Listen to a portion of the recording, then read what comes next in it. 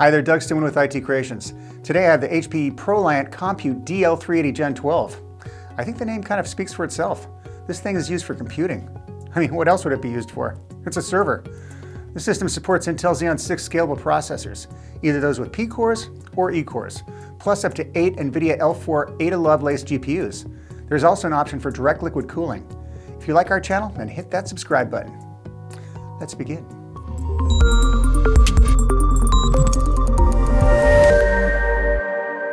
This system can be used for data analytics, hybrid cloud, general IT infrastructure, certainly AI workloads, and a host of other applications.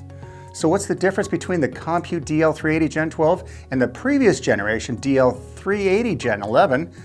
Well, you could watch that video I did a while back right there, or just muddle through this video. I will definitely point out several differences. Clearly one of the obvious ones is the Gen 11 doesn't have compute in the name. It also ran 4th generation and 5th generation Intel Xeon scalable processors. With the move to Intel Xeon 6 and options for performance or efficiency core options, the game is afoot. Just to get the ball rolling, there are a ton of front-mounted storage configurations. I specify front-mounted because we also have options for mid-tray and rear storage bays. These chassis are configured to order, so it's going to be like Baskin-Robbins for ice cream. Not only do you have to decide on what ice cream flavors you want, but the toppings too. Should I get 1 or 2 scoops? Maybe 3. I will try and focus on the front, but with all the options this system has, I will wander a bit just to include the total count. This might get a little confusing, but let's see what happens. But first, a short commercial break from my sponsor. Are you interested in the HPE ProLiant Compute DL380 Gen12 server? If you are, then for a limited time, you can save up to $500 off the purchase price of a system that's listed or one that you can configure that's valued at $5,000 or more. Just click that link for more information. And when you're ready to make a purchase, just mention this video. The clock is ticking and that ice cream might be melting, so order now. For chassis with 2.5-inch drives or combinations of EDSFF drives, plus an optional universal media bay, the front is divided into 3 vertical sections. In a nutshell, Box 1, Box 2, and Box 3. Each box can support either SATA, SAS, or NVMe drive types, depending on the box you install. With the 3.5-inch chassis option, the front panel is divided into 3 horizontally aligned sections, with Box 1 occupying the entire top row, Box 2 directly under that, and Box 3 taking up the bottom row.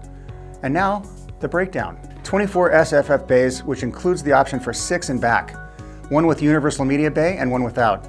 The universal media bay allows for some customizations with either extra storage, an optical drive, or a few I/O ports. You would lose some of those drive bays with the universal media bay.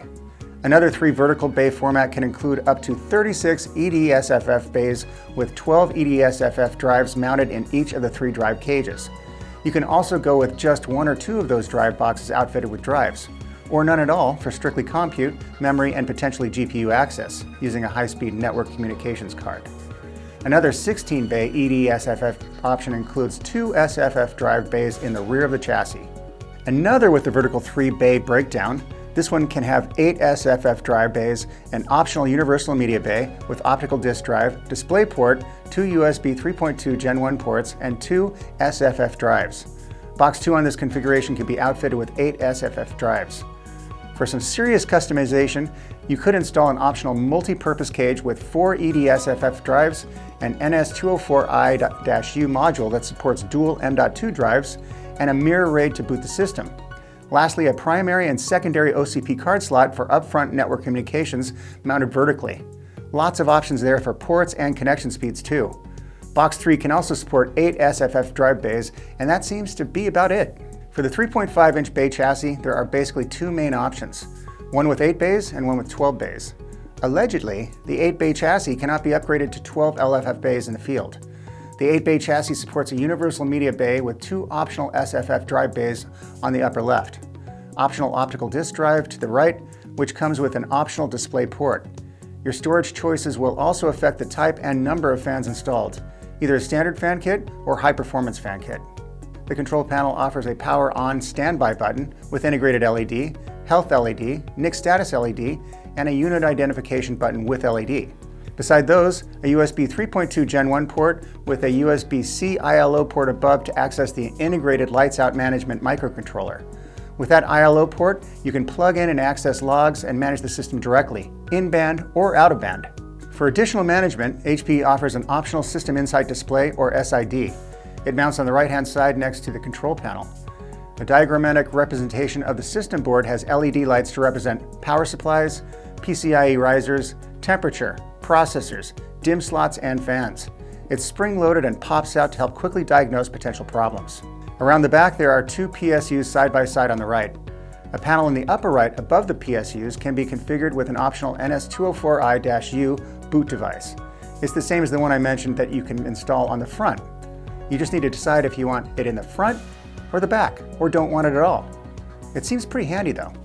If you go with direct liquid cooling, then that same panel is where the input and output cables would enter the chassis to circulate server coolant through a pair of cold plate modules for the CPUs. Beside the PSUs is a VGA connector, then an OCP 3.0 card slot, next a dedicated ILO port and two USB 3.2 Gen 1 ports, the unit ID indicator, and another OCP 3.0 slot. This one would be A, and the first one I mentioned is B. Above, plenty of PCI slots for expansion. There are no integrated networking ports on this system aside from the dedicated ILO port. That ILO port provides remote access to the system for management, troubleshooting, and inventory. For remote management of the system, HPE provides administrators with HPE Compute Ops Management and HPE ILO7. HPE Compute Ops Management is a software as a service utility that can help manage tens of thousands of servers. ILO7 offers embedded management to provide alerting, reporting, and remote management. While HPE Control Ops Management was released with the Gen 11 servers in about 2022, HPE ILO7 was released along with these Gen 12 servers at the end of 2025. Both can help manage and troubleshoot the server using a standard browser interface, helping reduce operational costs, downtime, and enable more discretionary time for administrators to concentrate on the business. With Intel Xeon 6 processors, you have the option of installing those with performance cores, P-cores for short, or those with efficiency cores, also known as E-cores. Intel Xeon 6 Plus CPUs are not compatible with this platform and use the same socket as the Intel Xeon 6900 series CPUs, specifically the LGA 7529. Those that are compatible are the Intel Xeon 6500 and 6700 series, which occupy the LGA 4710-2 socket. That goes for those with either P-cores or E-cores. Those with P-cores can deliver up to 86 performance cores.